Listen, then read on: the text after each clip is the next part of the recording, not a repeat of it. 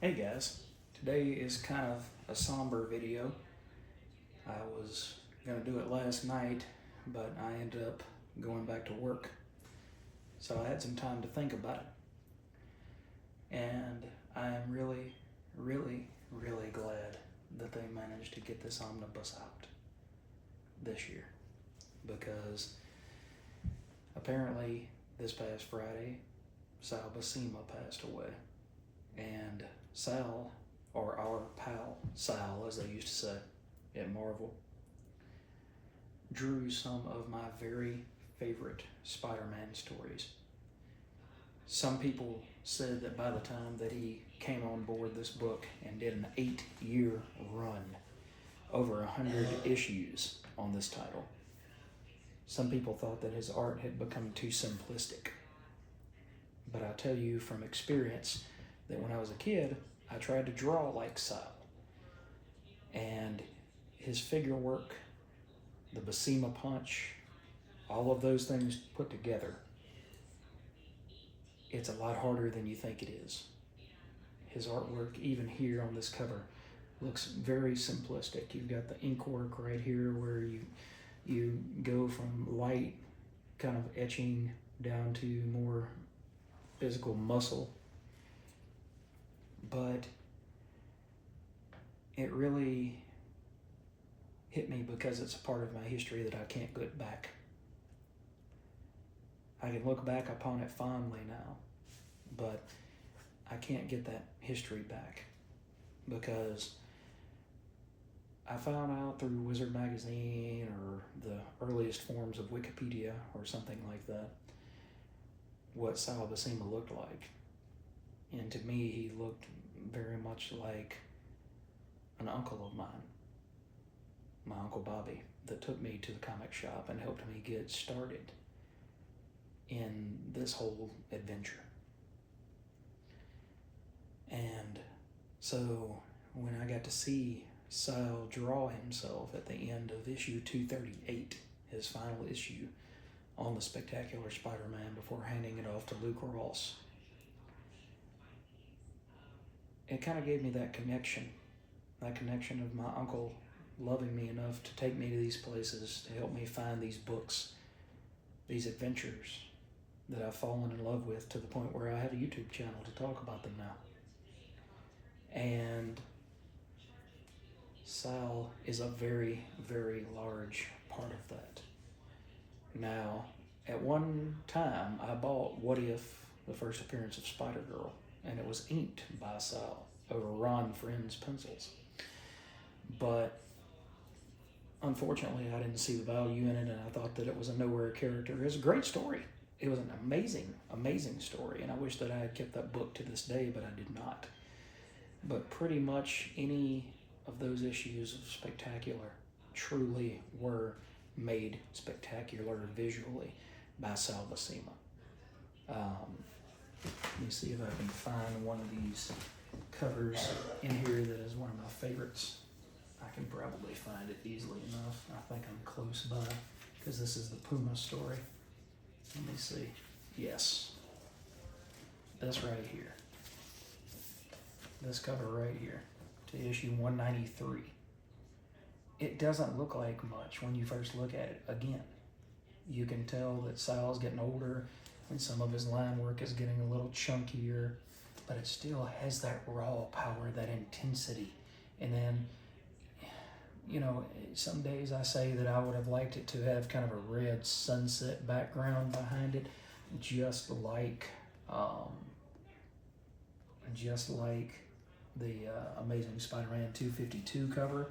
But other days I see this particular cover and I say, man, that is picture perfect. The colors on it, everything on it. Hang on a minute. Let me see if I can play with the camera. I want to make sure that you guys are seeing exactly what I'm showing you. So hang on a second. Let me back it up a little bit. Back it out just a little bit because I want to share these few moments with you guys because Sal, to have never met the man, he meant so much to me.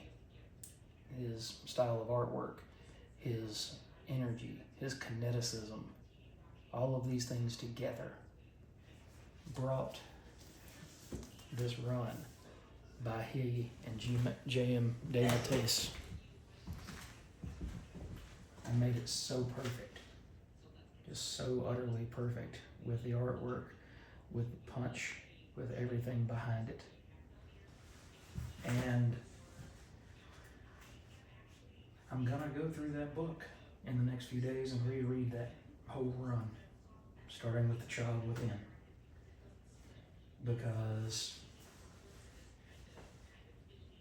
for a long time, just based on the artwork, to me, that was the book that I wanted to collect. That was the book that I wanted to have in my collection. I wanted all the issues of the Spectacular Spider-Man. I didn't know whether or not Buscema had drawn them all, which he did not, but he drew more than his fair share. Excuse me here, I'm doing a little maneuvering here. A little finagling, as they say here in the South. I'm gonna get it away from that blue so that maybe you guys can see it a little bit clearer and a little bit better. But I even messaged JM on Instagram or Facebook or something last night, and I said I am so glad that Sal got to see this book in print before he passed, because his version of Spider-Man meant so much to so many people.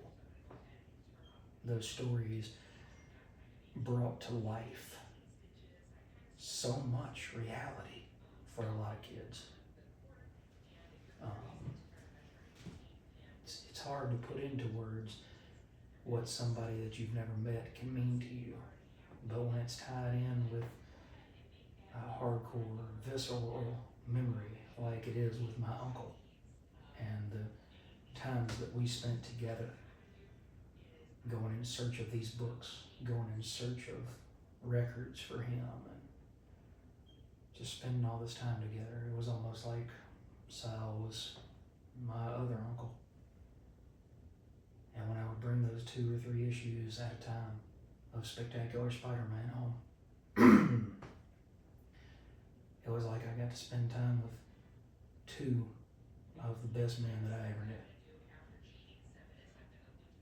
And that may seem a little bit overwhelming to somebody who's never read that series before, never seen Sal's artwork, but he was the heart and the soul of that book. He drew more issues of that book than any other creator. Al Milgrom comes close second, but he's the only one that comes close. So, because Sal drew the first 20 issues of the title, and then he was gone for the next 110, and then he drew the next 104 after that.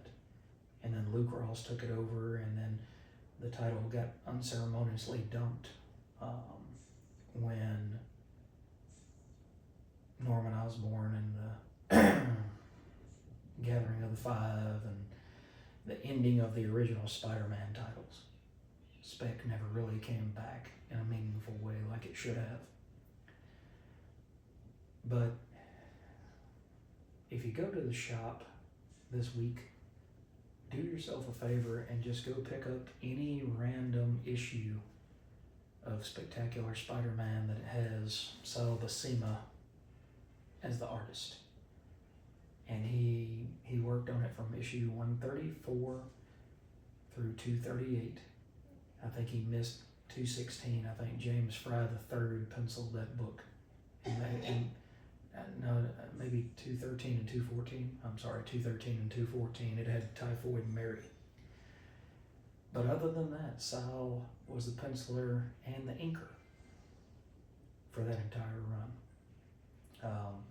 Now, towards the end, I think he was either getting old or getting tired, maybe both. But Bill Sienkiewicz came in as pretty much finisher from maybe 216 through 228, 229, and then John Stanisi came in as finisher from I think 229 or 230 all the way through 238. And so Sal kind of did breakdowns and rough pencils, and Stanisi did finishes, and it was absolutely gorgeous. It was amazing stuff. But thank you, Sal. Between this and The Incredible Hulk, which honestly is a run that I've never read. So maybe now that I've got all of the issues of Sal's run on Spec Spidey, maybe I need to go back and take a look at his stuff that he did on The Incredible Hulk, since he penciled and inked that title for 10 years. And I also need to finish my Walt Simonson Thor run that Sal stepped in, and he was the penciler and inker to finish that run off before Walt stepped away from that character and that title. But thank you for joining me for this video. It was kind of a tough one to go through, because like I said, I kind of feel like I've lost a family member almost. And like I said, for those of you that have never read that particular run of Spectacular Spider-Man, that have never really got what it is about Sal Buscema, and you only really thought his brother John was the greatest thing since sliced bread. When it comes to Conan, he is. But if you've never really studied Sal's artwork, Sal as a person, do yourself a favor and go pick up 1 or 2 or 3 issues of this Spectacular Spider-Man run. And I promise you, you'll enjoy the artwork even if you don't enjoy the story. And 9 times out of 10, between Jerry Conway and J.M. DeMatteis and trying to think who else, Todd DeZago, Al Milgrom in the earlier issues before Buscema came on, Peter David. No matter who the writer is, if you pick up a book from Sal as the artist, you can't go wrong. You'll enjoy it, I guarantee it. So just take the time to do that and kind of get to know some of these older creators as they're going away, because it made me happy to see that JM wished him a happy birthday 2 days ago. But then within 30 minutes, it popped up that Sal had passed away Friday before.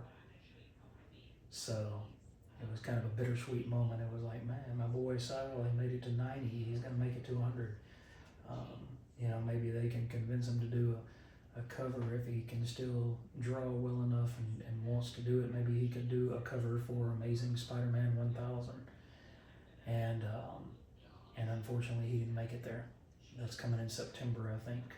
And even though he didn't do very many issues of Amazing, it would have been amazing to see him do a variant cover for that title, for that issue. Well, like I said, guys, thank you for joining me on this personal journey. Thank you for liking and subscribing to these videos. Thank you for listening to me ramble on about things that you may or may not care about. I've got plenty more videos in store for you. The weather has affected this entire part of the country, so I'm not really sure whether the books are going to come in on Wednesday or not like they normally do. So I don't know if I can do my video for you like I like to. We may have to wait a day or so before I can get my books. But I will do that video, and then I will have another video in the queue for tomorrow, just in case that one doesn't work out. But like I said, guys, thank you for joining me on this. If you haven't liked and subscribed to the channel, please do so, and you'll see a lot more content. Not always as morose as this, but hopefully always informative, educational, and entertaining. So thanks, guys. Have a wonderful day, and I will catch up with you later. Take care.